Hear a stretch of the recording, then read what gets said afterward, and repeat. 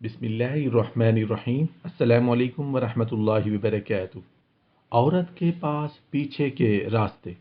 حضرت ابو ہریرہ رضی اللہ عنہ سے روایت ہے کہ رسول اللہ صلی اللہ علیہ وآلہ وسلم نے ارشاد فرمایا، جس نے حیض والی عورت سے مباشرت یعنی صحبت کی، یا عورت کی دوبر میں یعنی پیچھے کے راستے مباشرت یعنی صحبت کی، یا کسی کاہن کے پاس گیا اور اس کی کہی ہوئی بات کو سچ مان لیا، تو اس نے محمد صلی اللہ علیہ وآلہ وسلم پر نازل کی جانے والی چیز کے ساتھ کفر کیا۔